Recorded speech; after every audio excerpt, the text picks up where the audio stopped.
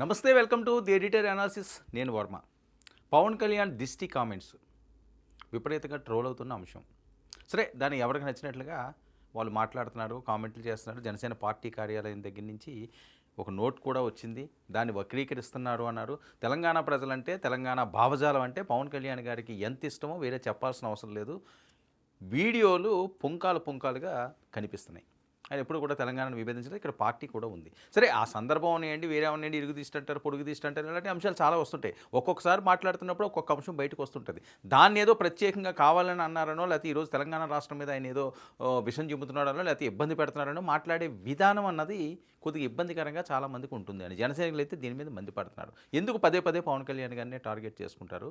అక్కడ వైసీపీ అంటే ఇక్కడ మళ్ళీ ఈ రకంగా వేరే పార్టీలు కూడా చేస్తున్నాయి. ఎందుకంటే ఆయన నివాసం ఉండేది ఇక్కడ, ఆయన ఆస్తులు ఉన్నది ఇక్కడ, వాళ్ళ కుటుంబం అంతా ఉండేది ఇక్కడ, మెగాస్టార్ చిరంజీవి గారు ఉండేది ఇక్కడ. ఎన్నో సంవత్సరాలు పెట్టి వాళ్ళు హైదరాబాద్లోనే ఉంటున్నారు, ఆంధ్రప్రదేశ్లో ఉండట్లేదు, వేరే ప్రాంతాల్లో ఉండట్లేదు. సరే, రాజకీయ పరంగా పార్టీ పెట్టినప్పుడు ఆ ప్రాంతంలో ఉండాలి కాబట్టి, ఆయన డిప్యూటీ సీఎం కాబట్టి అక్కడ ఒక నివాసం ఏర్పరచుకున్నారు, అక్కడికి వెళ్ళడం జరుగుతున్నది. కానీ అసలు తెలంగాణ ప్రాంతానికి పవన్ కళ్యాణ్ గారికి సంబంధం లేనట్లుగా, అసలు తెలంగాణ ప్రాంతం మీద ఆయన ఎప్పుడూ కూడా నెగిటివ్గానే ఉన్నట్లుగా చిత్రీకరించే ఈ అంశాలన్నీ కూడా చాలా హాట్గా యూట్యూబ్లో ఉన్నాయండి, లేకపోతే వేరే మాధ్యమాల్లో ఉన్నాయండి, హల్చల్ చేస్తున్న నేపథ్యం. సరే, ఇవన్నీ ఒక ఎత్తు అయితే, మరొక అడుగు ముందుకు వేసి నారాయణ గారు, మరి ఆయన పవన్ కళ్యాణ్ గారితో గతంలో వాళ్ళు కలిసి ప్రయాణం చేసిన సందర్భం కూడా ఉన్నది. మరి ఇప్పుడు ఆయనకి ఎందుకు అంత ఆగ్రహం వచ్చిందో తెలియదు, కానీ చాలా ఆగ్రహంతో, ఆయన ఆవేదనతో సీరియస్ అయ్యి, అసలు పవన్ కళ్యాణ్ పనికే రాడు, పవన్ కళ్యాణ్ బర్తరఫ్ చేసేయాలి అంటున్నారు. అసలు దిష్టి కామెంట్స్కి ఒక డిప్యూటీ సీఎంను బర్తరఫ్ చేయడానికి ఉన్న లింక్ ఏంటి అంటూ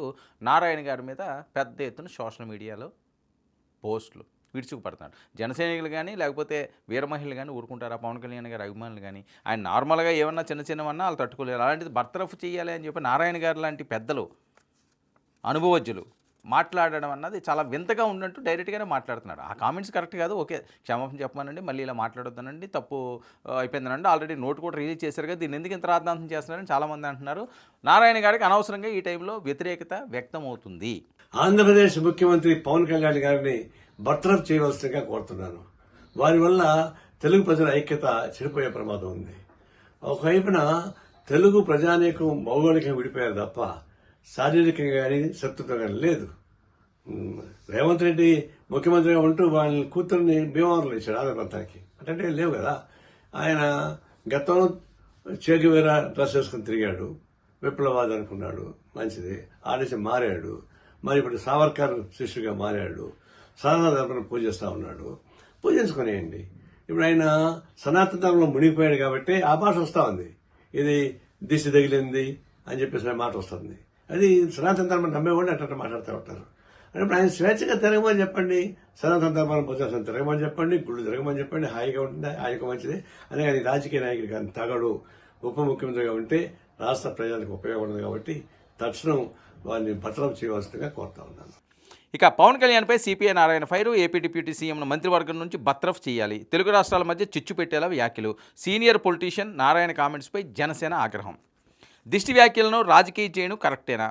సూచనలు చేయాలి కానీ విమర్శలు చేయడం మంచిదేనా? గతంలో వామపక్షాలతో కలిసి పోటీ చేసిన పవన్, అప్పుడు పవన్పై పొగడ్తలు కురిపించిన నారాయణకి ఇప్పుడు ఆగ్రహం ఎలా? అదే పవన్పై ఇప్పుడు ఆగ్రహం ఎలా? రాజకీయాలు ఒకవేళ మారినంత మాత్రానో, లేకపోతే వేరే పార్టీలు అయినంత మాత్రాన మీరు సూచనలు చేయాలంటే, నారాయణ గారిని అనడం, ఆయనకున్న అనుభవం చాలా ఎక్కువ అనుభవం. ఎప్పటి నుంచో ఆయన వామపక్ష నేతగా ఎదిగిన వ్యక్తి, చాలా అంశాల్లో చాలా పోరాటాలు చేసిన వ్యక్తి. కానీ ఇప్పుడు ఈ అంశం పవన్ కళ్యాణ్ గారికి ఓకే, అది పొరపాటు అనిపిస్తే ఎలా చేయకూడదు పవన్ కళ్యాణ్, ఇలా చేయని ఫోన్ చేసి మాట్లాడొచ్చు, కలిసి ఉండొచ్చు. కానీ అది పబ్లిక్గా ఒక వీడియో పెట్టి డిప్యూటీ సీఎంని బర్తరఫ్ చేయాలి అంటే నారాయణ గారు చెప్తే బర్తరఫ్ చేసేస్తారా? అది జరిగే పనా?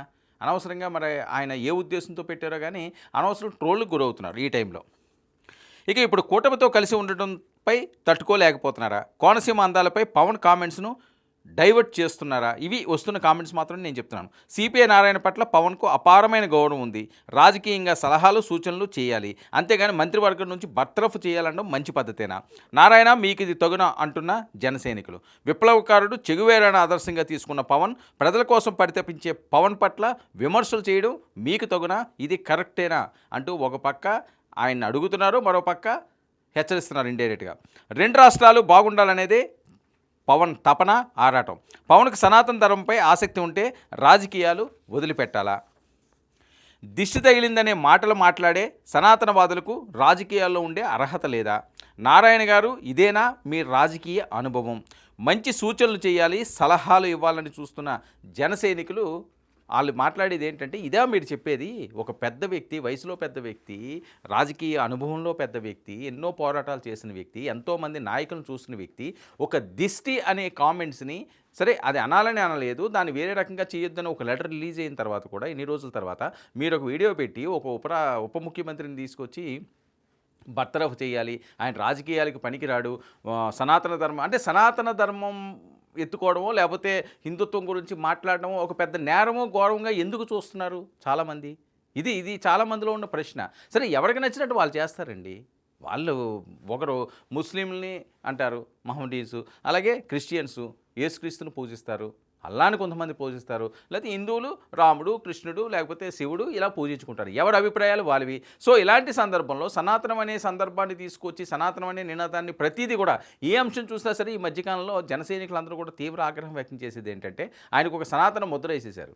ఆయన సనాతనం అంటాడు, లేకపోతే ఏదో పీఠాధిపతి అని చెప్పి ఏమో రోజా గారు ఇలాంటి వాళ్ళందరూ కూడా వీళ్ళు మాట్లాడతారు. అదేదో నేరం గోడలు అంటే మీ ఇంట్లో మీరు పూజలు చేసుకోవట్లేదా, మీ ఇంట్లో మీరు పునస్కారాలు చేసుకోవట్లేదా, మీరు దేవుళ్ళకి గుళ్ళకి వెళ్ళట్లేదా, మీరు మాట్లాడలేదా, మీరు లోపల దాచుకుంటున్నారు, ఆయన బయటకు మాట్లాడుతున్నాడు అని చెప్పి వాళ్ళు వీళ్ళు మాట్లాడేది. ఇప్పుడు ఈ దిశది అన్నది ఆంధ్రప్రదేశ్ తెలంగాణ రెండు రాష్ట్రాల్లోనూ ఇదే పెద్ద నేరం గోడం, చాలా పాపం శాపం, ఇంకా అసలు క్షమించడానికి రాగం, దీనికి ఏదో శిక్షలు వేసేయాలని చెప్పి విడుచుకుపడుతున్న పరిస్థితి ఏంటి?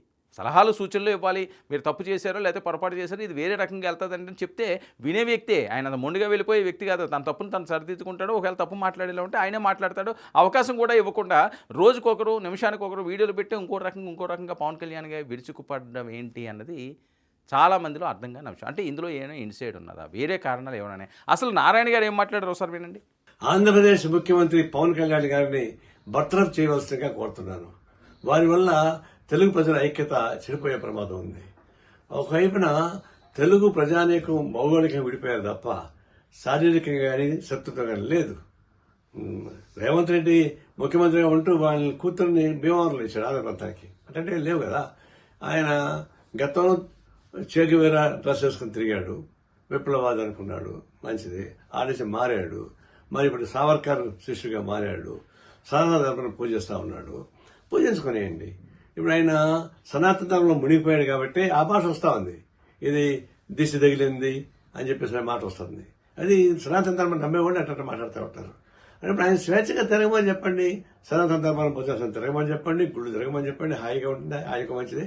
అనే కానీ రాజకీయ నాయకుడు కానీ తగడు ఉప ముఖ్యమంత్రిగా ఉంటే రాష్ట్ర ప్రజలకు ఉపయోగపడదు కాబట్టి తక్షణం వారిని బర్తరఫ్ చేయవలసిందిగా కోరుతా ఉన్నాను. ఇదండి. మరి ఇంత పెద్ద వ్యక్తి అన్ని రకాలుగా ఆయన ఈ రకంగా పవన్ కళ్యాణ్ అసలు బర్తరఫే చేయాలని మీరు కలిసి ప్రయాణం చేశారు కదా, పవన్ మీ నోటితోటి ఎన్నో పొగడ్తలు పొగిడారు కదా, ఈరోజు ఎందుకు అంత పవన్ కళ్యాణ్ వ్యతిరేకతం అయిపోయాడు? చెప్పడంలో తప్పులేదు, మాట్లాడడంలో తప్పులేదు, కానీ బర్తరఫ్ అన్నది బర్తరఫ్ అవుతుందా? ఒక నారాయణ గారు చెప్పనియండి, లేకపోతే ఇంకొకరు చెప్పలేయండి, బర్తరఫ్ చేసేస్తారా ఎవరన్నా చెప్తేని? అది సాధ్యమేనా? అనవసరమైన మాటలు కదా, మళ్ళీ రెచ్చగొట్టే విధంగా ఉంటుంది. జనసైనికులు రెచ్చగొడతారని ఎందుకు రెచ్చగొడుతున్నారు, ఎందుకు ఈ వివాదాలన్నీ వస్తున్నాయి, దీనికి ఎండ్ కార్డు ఎప్పుడు? అసలు నారాయణ గారు ఇప్పుడు ఎంట్రీ ఇచ్చి ఈ రకమైన పదజాలం వాడడం ఏంటి? ఇది బాగా హాట్గా సాగుతున్న చర్చ.